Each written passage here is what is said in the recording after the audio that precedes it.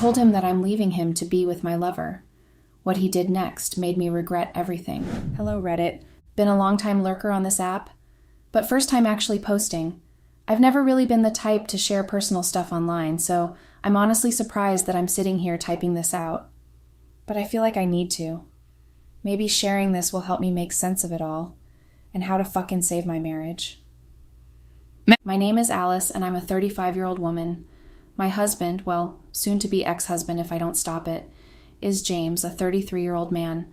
We met in college, and it really was love at first sight. At least in the beginning, we clicked so well, like two puzzle pieces that just fit. People used to look at us and say we were the perfect couple, the kind everyone envied. We had that spark, that deep connection where we just got each other. You know the type, right? The kind of relationship that feels like it came straight out of a rom-com. James has always been the responsible one, the planner. He works in cybersecurity, and on top of that, he's a trust fund kid, so we never really had to worry about money. Life has always been good for us. Financially, we were set, and for a long time, I thought we had everything we could ever want. For most of our marriage, I was a stay-at-home wife. It wasn't something I ever planned on becoming, but it made sense at the time. James made enough for both of us, and he preferred it that way, having me at home while he worked. I didn't mind. I took care of the house, managed our social life, and for a while, it felt like that was enough. But as time went on, I started feeling restless, like something was missing, but I didn't know what it was. And that's where things started to go wrong. I began to doubt everything, including myself. I couldn't shake this nagging feeling that I had somehow lost a part of me. And in the process of trying to figure out who I was outside of being James's wife, I made the biggest mistake of my life. But before I get into all of that, I need to explain what led up to this decision. Because I know, looking back, how stupid it was. How I let someone else come between us and make me think that there was something more out there for me. I let my insecurities, my desire for something different, blind me to what I already had. Things were great between James and me until they weren't, until I fucked it up. For years, it felt like we were living the dream. We had the perfect relationship, at least on the surface. We traveled, had a beautiful home, and hosted dinner parties where friends would marvel at how in sync we were. People would tell us how lucky we were to have found each other, and I believed it. I really did. But over time, something started to shift, something I didn't even realize was happening at first. It wasn't a sudden change. There wasn't one specific moment I could point to where everything went wrong. It was more like this slow, creeping feeling that grew inside me, little by little, until it was too big to ignore. I felt stuck, like I had given up some part of myself when I married James, like I had lost my independence, my freedom, without even realizing it. And the worst part, I couldn't figure out why I felt that way. On paper, everything was perfect. We had a life that most people would kill for. James treated me well. He was loving, generous, and never once did he give me a reason to feel like something was missing. But still, I couldn't shake the feeling that there was something more out there for me, something I had given up in the process of becoming James's wife. I started thinking back to who I used to be before we got married, back when I had my own job, my own sense of purpose, before I became the stay-at-home wife. Don't get me wrong, it wasn't like James forced me into that role. I chose it. But after years of living that way, I felt like I had let myself disappear. I'd look at myself in the mirror and wonder who I'd become. I wasn't Alice anymore. I was James's wife. That was how everyone saw me, and eventually, it's how I saw myself too. My whole identity was wrapped up in being his partner, living his life, and I realized I didn't know who I was outside of that. And so, I started questioning everything. I began to resent the very life I had once been so happy with. I started thinking about all the things I could have done differently, all the dreams I had put on hold, the things I could have done, and the things I could have explored if I hadn't settled down so quickly. If I hadn't given up that part of myself to be with James. That feeling of missing something, of having given up too much of myself, grew stronger every day. It got to the point where it consumed me. It was all I could think about. I began to look for answers in places I shouldn't have. Instead of talking to James about what I was feeling, I pulled away. I convinced myself that he was the reason I felt trapped, that he was the one holding me back. But the truth is, it wasn't James's fault. It was mine. I was the one who let myself feel like I was losing my identity. I was the one who didn't speak up, who let the resentment build. And instead of dealing with it in a healthy way, I made a very stupid choice that would end up shattering everything we had built. Thinking that things would get better if I left James was the worst thing I ever thought. I see that now, but back then, I was blinded by my own restlessness, my own dissatisfaction. I convinced myself that if I walked away from him, from our life together, everything would magically fall into place. I thought I needed to find myself again, and for some reason, I believed that meant I had to get away from James. And that's where Mike came in. I met Mike at the gym. It was innocent at first, just casual conversations during workouts, the kind of small talk that doesn't mean anything. But somehow those brief chats started to feel like more. He was easy to talk to, and in a way I think that's what drew me to him. I was lonely, lost, and I needed someone to fill the growing void in my life. Someone to make me feel seen again, like I had an identity outside of being James's wife. Mike wasn't like James. He didn't have that constant air of responsibility, that calm, collected demeanor that James always carried. Mike was different, more spontaneous, more rugged, and in the beginning, that was what appealed to me. It felt exciting, like something new and unpredictable. We became fast friends, exchanged numbers, texted casually, and met up for workouts. Looking back, I can see how quickly that friendship crossed the line. But at the time, I didn't see it, or maybe I didn't want to see it. I started spending more and more time with Mike, convincing myself that it was harmless. After all, I wasn't doing anything wrong, yet. But deep down, I think I knew that I was playing with fire. I was using Mike as a way to escape the dissatisfaction I felt in my marriage. I was so consumed by my own frustrations that I didn't realize I was sabotaging the one thing in my life that had been solid. It's hard to explain, but I started feeling like James was too much. He was too romantic, too good, too involved in every aspect of my life. At a time when I was already questioning who I was, having someone who seemed to have it all together made me feel even more out of place.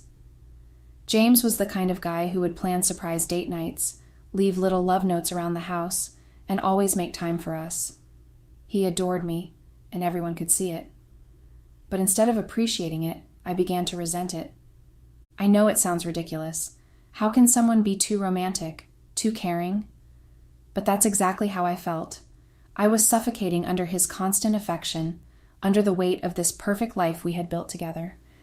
And instead of seeing his love as a gift, I started seeing it as a burden. I was tired of it. I was tired of James. In my mind, I began to twist things. I told myself that he was smothering me, that I needed something different, something more. I started to believe that his love was holding me back from being the person I wanted to be, even though, in reality, James had never once stopped me from doing anything. It was all in my head, but I let those thoughts take root and grow until they consumed me. Mike became my escape from that. When I was with him, I didn't feel the pressure of being perfect or living up to anyone's expectations. He was fun, carefree, and most importantly, he didn't expect anything from me. I could be whoever I wanted around him, and for a while, that felt liberating. I convinced myself that this was what I needed, something different, something less predictable.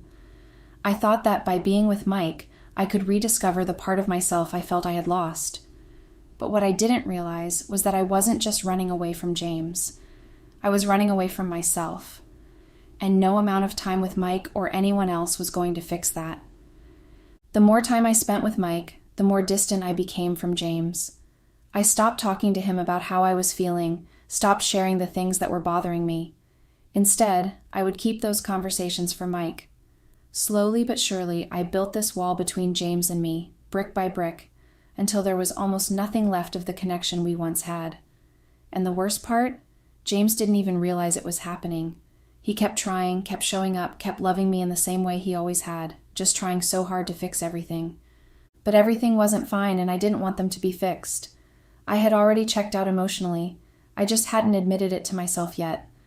It wasn't until I found myself sitting across from Mike at a coffee shop, talking about our lives like we had known each other forever, that I realized how deep I had gotten myself into this mess. And instead of pulling back, instead of recognizing the danger, I leaned in. I told myself that Mike was what I had been missing all along, that he was the solution to the emptiness I felt. The more time I spent with Mike, the more he exposed me to a different world, one that I hadn't experienced in years, if ever. He introduced me to clubbing, to staying out late, to drinking more than I should have. Nights out with him became a regular thing, filled with loud music, crowded dance floors, and the rush of being surrounded by people who didn't know me or the life I had with James. At the time, I thought this was what I had been missing. I felt alive, like I was rediscovering some wild, free version of myself that had been buried beneath years of domesticity. I didn't see how destructive it was. I didn't realize that I was getting lost, not found. To me, it felt like I was breaking free from the constraints of my perfect life, from the expectations that came with being James's wife. Mike gave me a taste of excitement, of rebellion, and I drank it up like I was starving for it.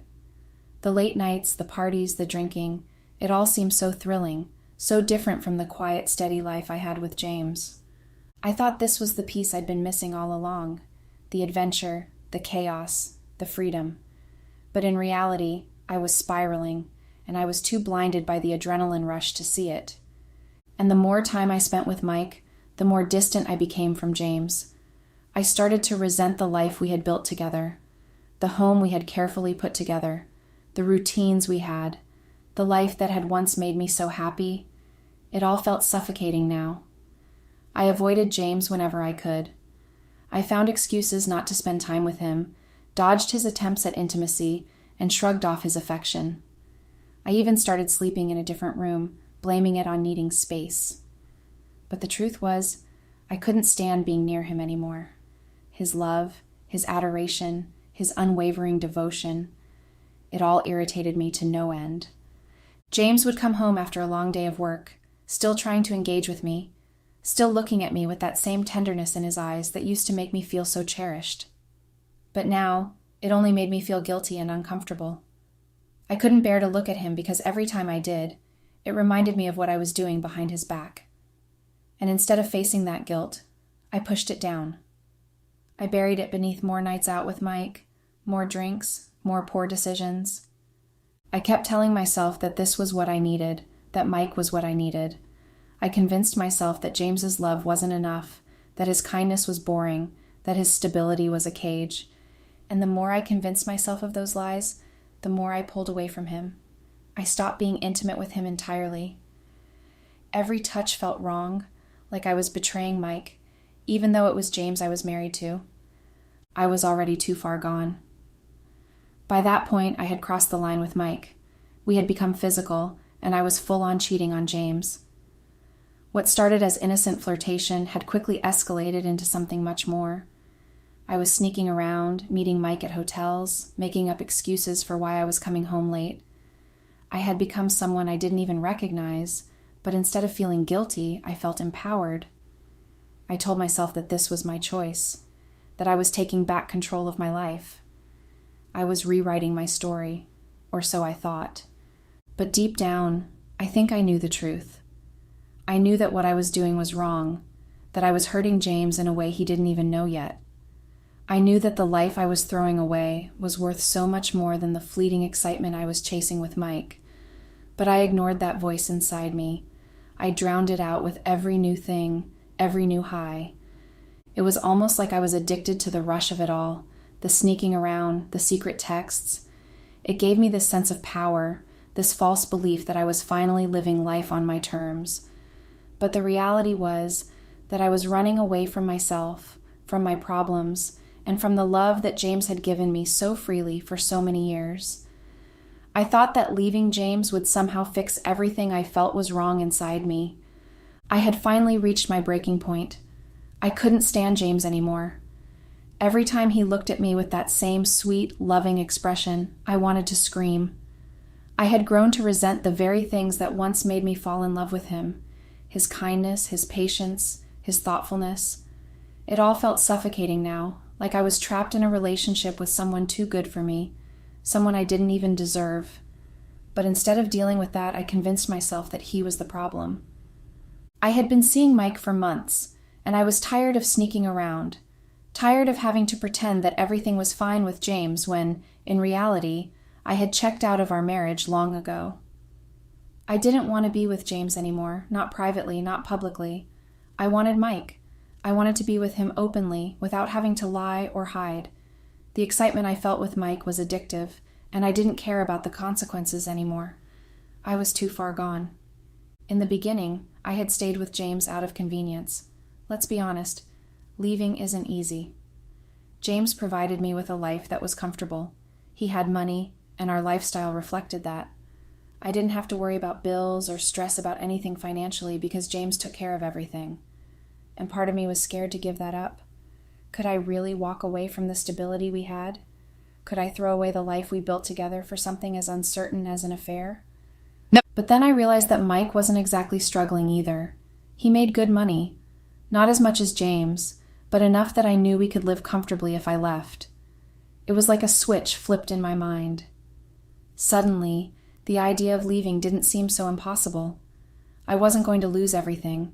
I was just trading one life for another. And with that realization, the final wall I had built around myself crumbled. So I made up my mind. I wanted to be with Mike, and not just in secret. I wanted to leave James and be with Mike openly. It felt like I had been holding on to my marriage out of convenience, staying because it was easier than leaving. But once I realized that Mike was financially stable and could take care of me, I finally felt like I had the strength to walk away. I was done with James, done with pretending that everything was fine. I couldn't wait anymore. I needed to end things with James and move on with my life. I had been dragging it out for too long, convincing myself that I couldn't do it, that it was too hard. I didn't even hold back. I didn't sugarcoat it. Maybe I should have. Maybe I should have been kinder, more thoughtful in how I told him. But I didn't care anymore. I wanted out, and I didn't see the point in dressing it up to make him feel better. He deserved the truth, and I was going to give it to him, no matter how brutal it was. I said things I didn't even fully believe, harsh things, hurtful things. It wasn't like me, but in that moment, I felt like I needed to tear everything down to make my decision feel justified. I was fed up with his kindness, with how he always tried to make everything perfect, and I didn't hesitate to let him know. For the first time in a long time, James looked angry. He was always so calm, so collected. Even when we had disagreements, he would keep his cool. But now I had pushed him too far.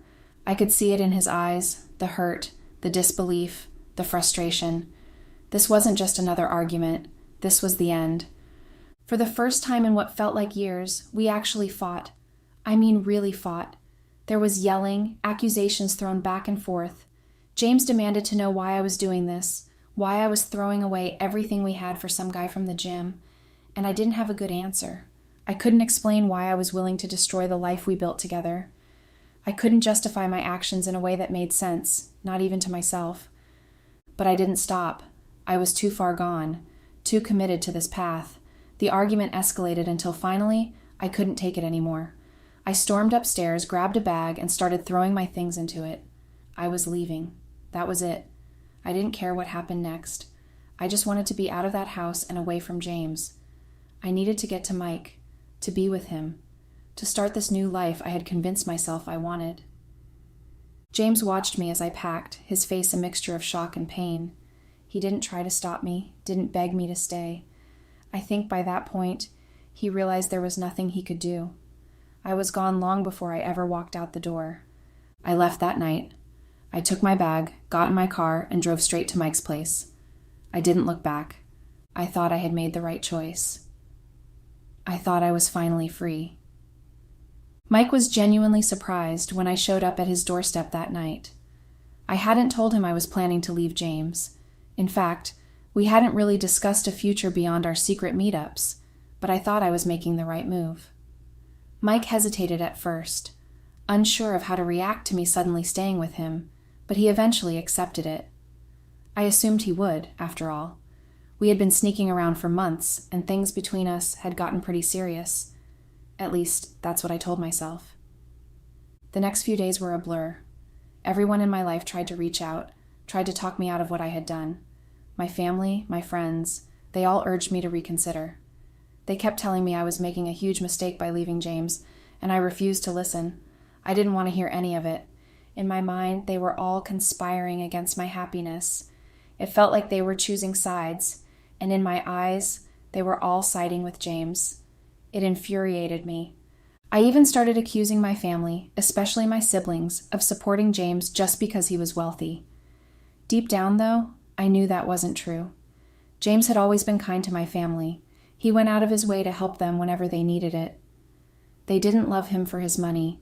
They loved him because he was genuinely a good person. But I was too caught up in my own narrative, too wrapped up in justifying my decision, to acknowledge that.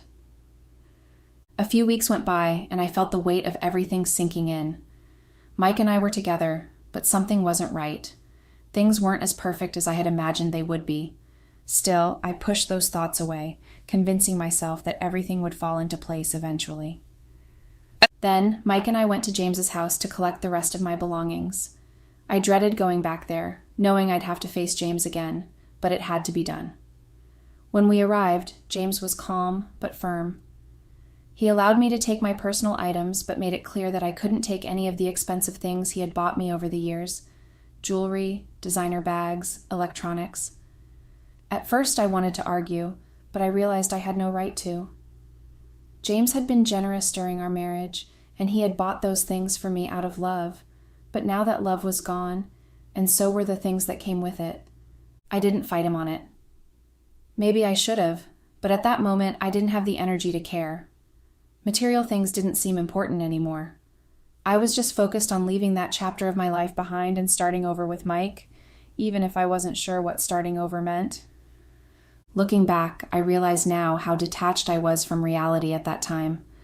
I thought leaving James would solve all my problems. I thought being with Mike would bring me happiness. But in that moment, as I walked away from the life James and I had built together, I didn't know how wrong I was.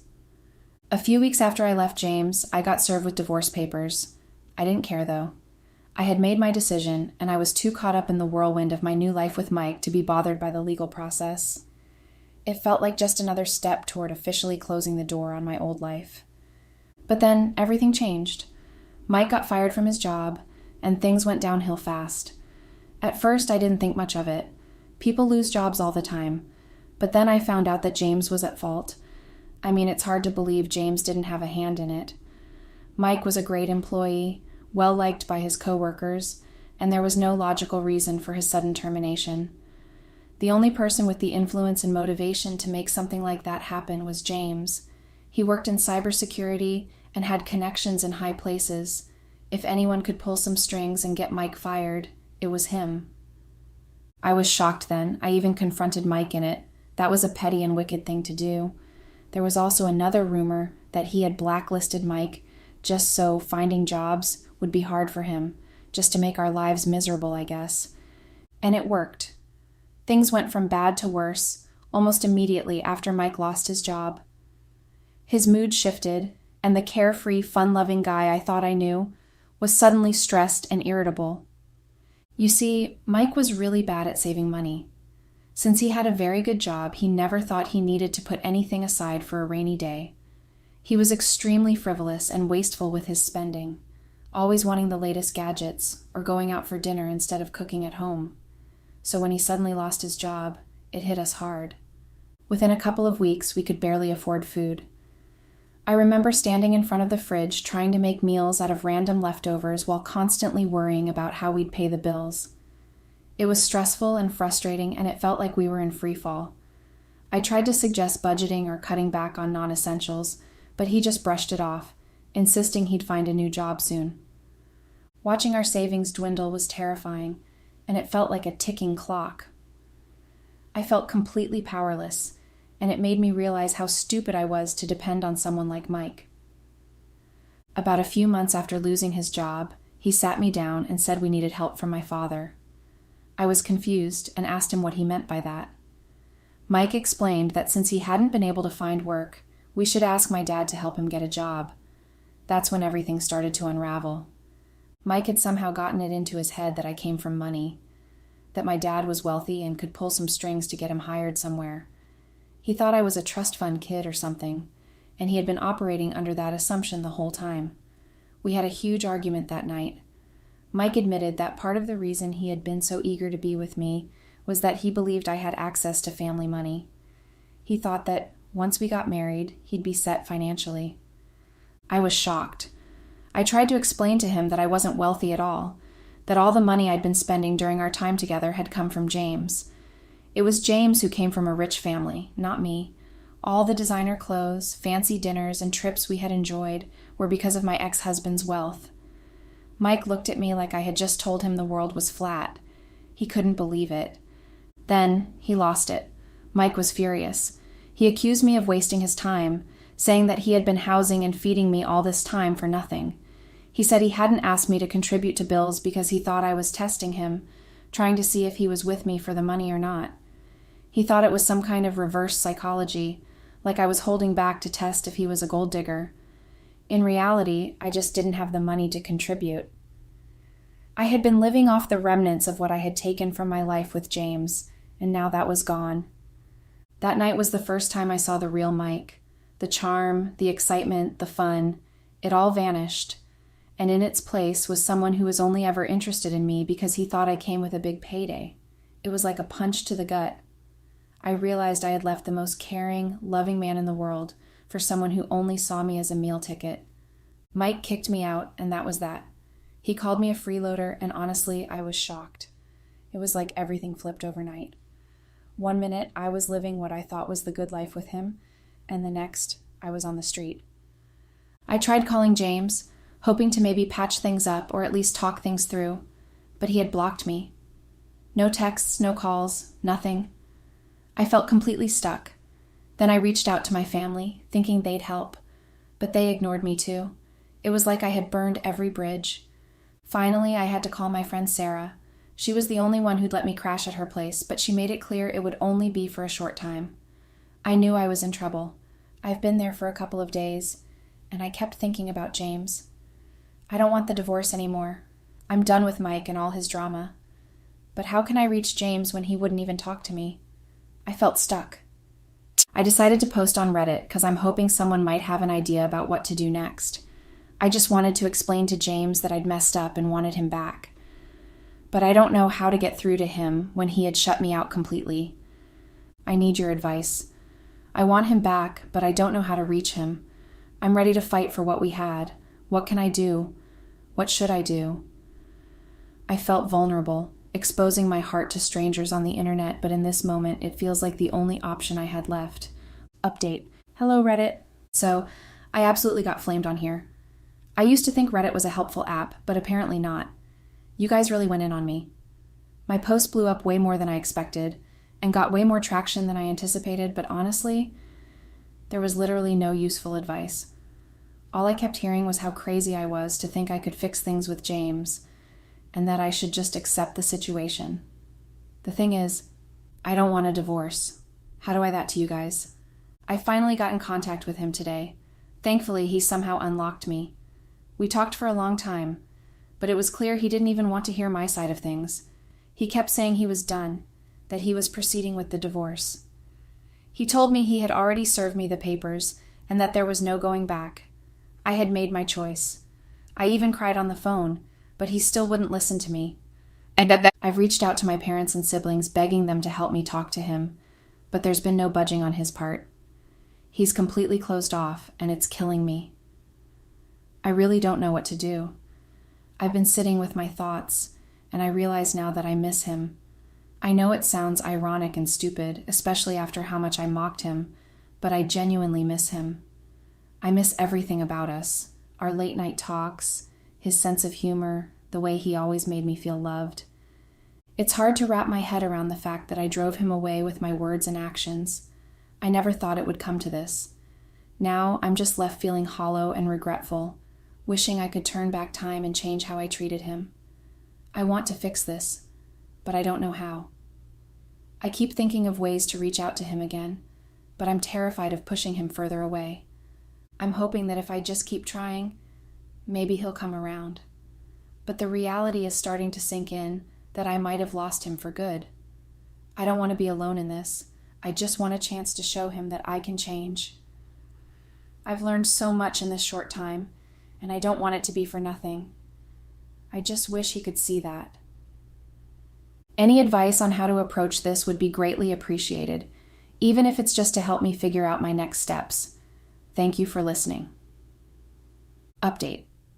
Hey Reddit. So I haven't updated in a while because honestly I didn't feel the need to, especially after getting flamed so much on here.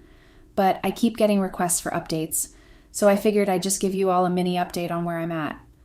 First of all, I'm currently staying at a homeless shelter. Yeah, you read that right. I really don't know what to do anymore. My family won't take me in. They keep saying I made my bed and should lie in it.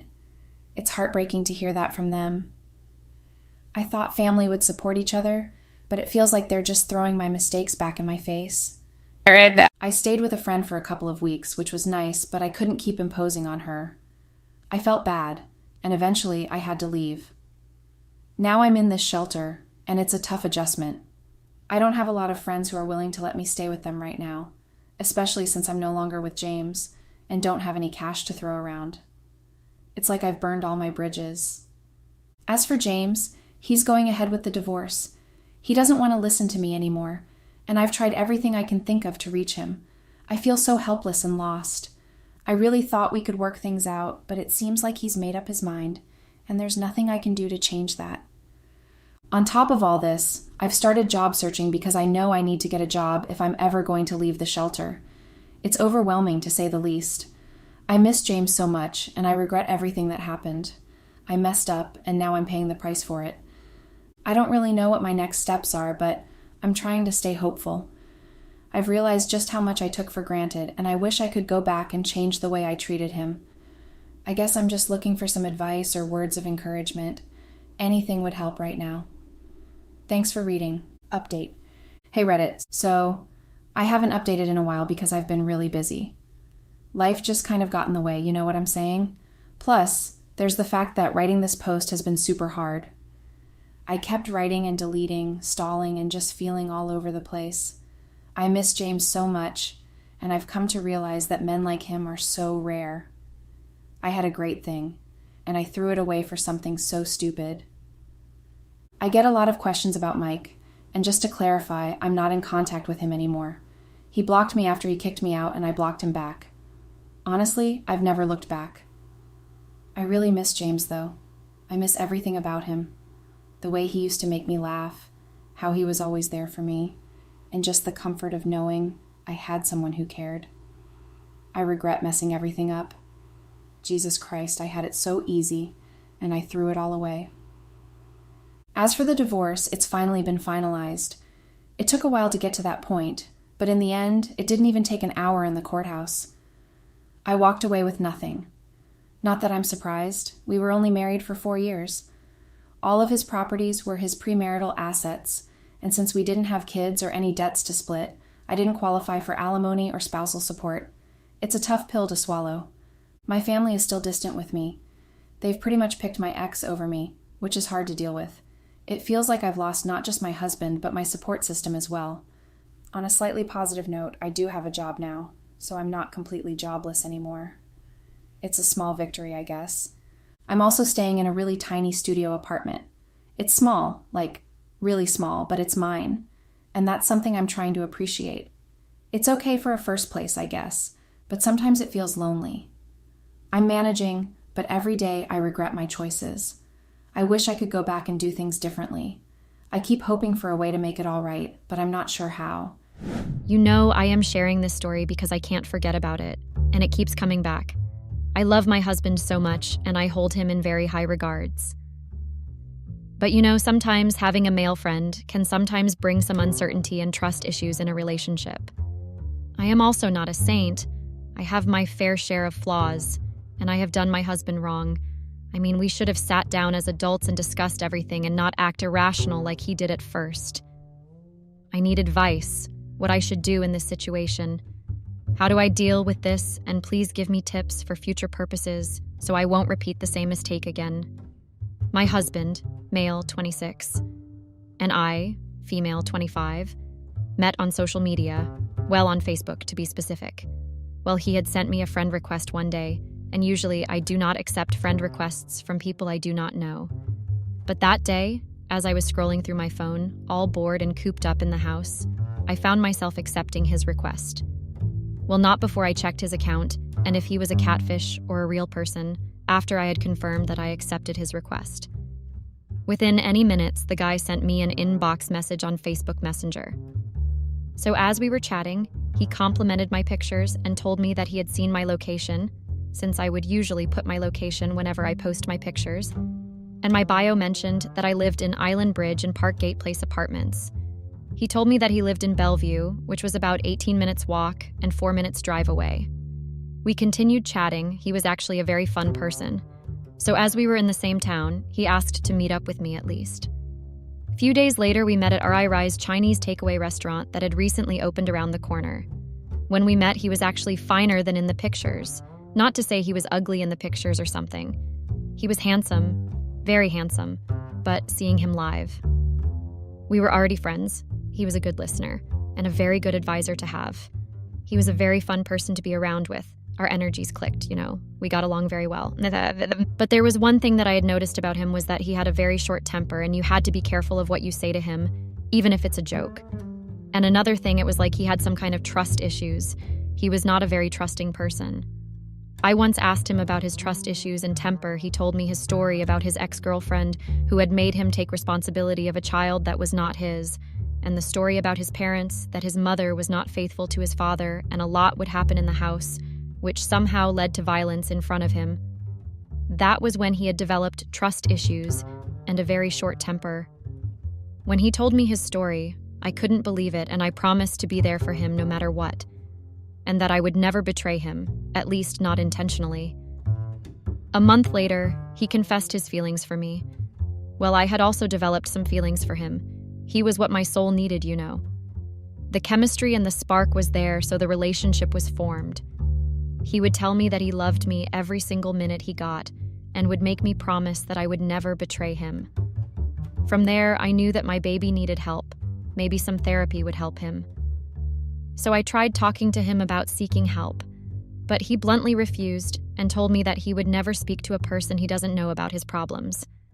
Men and their egos sometimes, so I just let him be. We worked so hard to fix the issues that he had, but eventually we conquered it all. I was grateful for the fact that he had allowed me to help him get through everything and somehow be able to forgive and move on.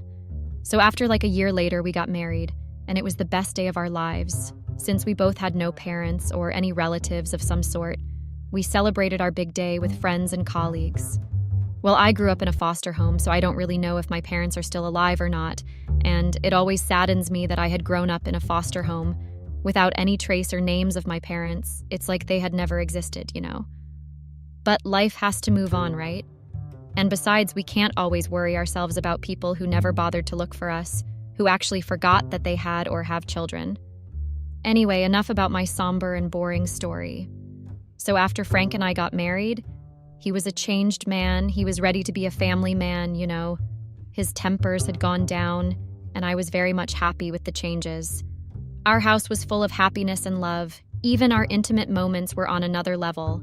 I was a happy woman. I lacked nothing. From love, happiness, handsome husband, beautiful home, and everything, but I don't really know what had come over me to destroy all of that good thing.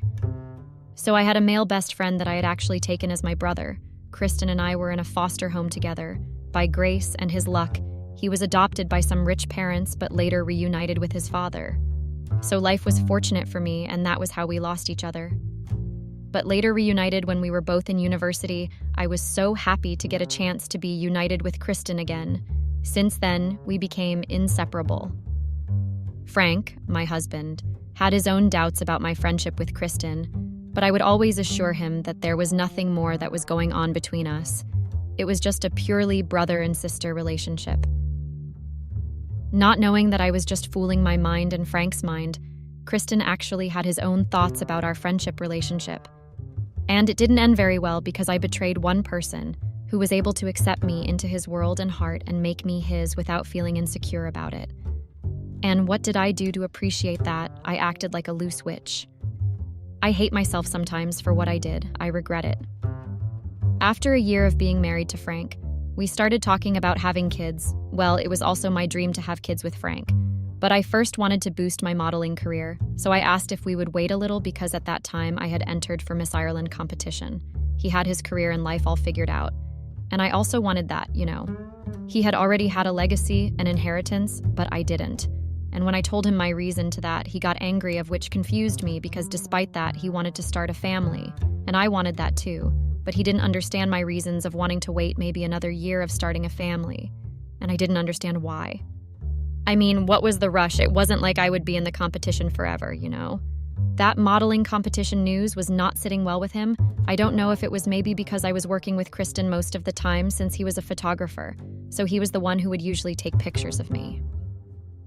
I tried reasoning with him that modeling was what I love, it had started as more of a hobby, and I started loving it to a point that I had even thought of pursuing a career in the industry. Yes, I was working as a receptionist in one of the law firms in Dublin, name withheld due to personal reasons, but it wasn't something I had dreams to be in. So Frank became distant and would sometimes not come back home. I didn't know if the reason why his behavior had changed towards me was because of me wanting to pursue my modeling career, or because he had his own things that he was not telling. But I had put that aside because I trusted my husband, and I knew that he wouldn't do me dirty or do something that would destroy and jeopardize what we were trying to build. He loved me too much to put our relationship in jeopardy. But instead, I was the one who had put our relationship and marriage in the state where it is now. I wonder what really came over me. One sunny weekend, Frank came back home in the afternoon. Mind you, he had been gone for 3 days without even bothering to call me. I asked where he was coming from. The answer I got was, "I am trying to pursue my career also, since you don't want us to start a family." That response shook me because I didn't expect it from him. He was slowly going back to being his old short-tempered self. I wondered what had driven him back to that state that we had worked so hard to conquer, but I just let it slide and hoped that he would tell me when he was ready. During that time when my husband was busy acting up, I started spending more time with Kristen. Well, Kristen was what I can call a great time passer. He helped me pass time when my husband was super distant from me and our marriage. I was going through a lot, you know. I knew my husband loved me, but his behavior was stressing me out, to a point that I would even find myself venting in Kristen. I know it was wrong of me to just put my marital problems out there or share them with a friend or an outsider, but I needed someone to vent to, and Kristen was there and available. Time passed. I continued spending more time with Kristen, up until Frank saw that I was no longer staying at home for long. He figured that I was spending time with Kristen, so he asked why I was spending more time with Kristen. And the stupid Casey myself lied and told him that Kristen and I were preparing for the Miss Ireland competition, so that was why I had been with Kristen most of the time as my photographer, of course. I knew he didn't believe me, but there was no evidence that showed that there was something going on between Kristen and I. But I knew that there was actually something going on between Kristen and I. I just couldn't tell my insecure and short-tempered husband that during the time when he was an absent husband to me. I had found solace in Kristen because he was there to listen to my venting sessions, and he was what I can call a shoulder to cry on. So, as I was busy venting on Kristen, I didn't know that he had his own agenda. He actually pretended to be my brother, my best friend, and my shoulder to cry on. Weeks later, as my husband was busy pulling his stunts, Kristen and I kissed. I managed to break it at first and reminded him that I was a married woman and I shouldn't have done what I did. Instead of respecting my decisions, the guy just poured his heart to me, telling me how much he had thought him and I would actually end up together, married and having kids. His confession confused the sheesh tea out of me, because I had thought our relationship was of a brother and I, but he actually saw a life partner to me. I mean, he had all the time in the world to tell me that when I was single and available, so why would he confess when I was married and during the time when my marriage was going through a patch? After that, I couldn't face him for like a week. Then he came back. Well, he came to my house. He actually came to apologize and blamed his confession to the alcohol that we were drinking that day. As a person that I had thought was my best friend, my brother, I forgave him and gave him another chance to continue where we had left off. Not knowing that the vulture was actually back for me, I don't know how and what I can call it, but he actually destroyed my marriage. And another thing, Frank had told me several times to stay away from Kristen because he had started acting like an obsessed person, but I didn't listen. But instead I gave him the benefit of the doubt and thought that my husband was looking at things out of proportion. I thought he was exaggerating. You know. I knew that he didn't like my friendship relationship with Kristen from the day I introduced them to each other, and I used that to close Frank's judgments towards Kristen. So one day my husband and I had a very heated argument about the fact that I wanted to wait for a year to start a family or have kids. That day he lashed out on me to a point that he even told me that he had thought I was different from his ex-girlfriend, and he had thought I knew what I wanted when I first got into relationship with him and agreed to marry him. He even asked if I was cheating on him with Kristen since I was always with him. After that heated argument, he went out to only God knows where. I was so heartbroken by what he said. His words were stuck in my head to a point that I found myself calling Kristen and asked to spend the night with him, as friends of course, of which he agreed. I was in mixed emotions. I didn't know what to do with myself, you know. My other side was angry at Frank for comparing me with his ex, and his words were like a deep stab in my heart. I was also frustrated at the fact that he didn't understand my reasons for why I wanted to pursue my career first before having any children. So that night, as I went to Kristen's flat, he automatically knew what I had needed, and that was alcohol. We drank. I wanted to numb the pain I was feeling inside my heart and forget everything that Frank had said earlier on, so drinking like a fish was the only option I had. Kristen decided to offer me a weed joint that we smoked together, and it did make a trick because most of the things I did or said there I don't really remember. So we smoked and drank. I was having the best time of my life with my ex-male best friend. As we were having fun, I felt a sense of peace and belonging, and one thing led to another. I remember kissing Kristen. The music he was playing made me miss the intimate sessions I would have with my husband, which somehow changed from fire to ice. Ever since he wanted to start expanding the family and I didn't agree, his intimacy game dropped to the ground, and I was suffering. You know, the weed was in my head, the alcohol fully in my system, as we were kissing with Kristen. Things got heated to a point that clothes started flying and we couldn't hold ourselves, so we did the deed. The next morning came and regret came crashing over me. I realized what I had done and left Kristen's house like I was chased by dogs. I was scared that Frank would find out, and what I did somehow made me think that what he said when he compared me to his ex-girlfriend was somehow true, and it did eat me up. I didn't know what to do with myself. I wished to just go to the ocean or to the river Liffey so I can wash away the sin that I had committed. I realized that I had put my marriage in jeopardy, all because I couldn't give my husband what he wanted and ended up finding solace to drugs that led me to be unfaithful to my husband. Days later, Frank had been home, and he apologized for how had behaved and told me that he didn't mean to compare me to his ex. But he was under pressure because he really wanted to have children and build his own family since he doesn't have one. I understood his reasoning, but the guilt was there, you know. I mean, how you tell your husband that you have cheated. And I prayed that Kristen doesn't say anything or do anything stupid that would make Frank find out about my abomination and shame that I had done. Little did I know that the bastard had captured every moment of that night. So about a week later, I received mail, which was very odd because all communications are done technologically nowadays, so I took the mail, wanting to find out what it was. Maybe it would have been my parents finally reaching out, not knowing that it was a very big and destructive bomb. As I opened the mail, I found the letter written, "The night I would never forget, I hope we do it again soon." And it was from Kristen. I got the shock of my life as to why would Kristen do this to me. My heart was beating too fast, thoughts running through my head. I was asking myself, what if Frank was the one who got the mail, and he saw the pictures and a letter that Kristen had sent? I sent Kristen a text right away and broke everything off with him. I wanted nothing to do with him because he had started acting like a psycho.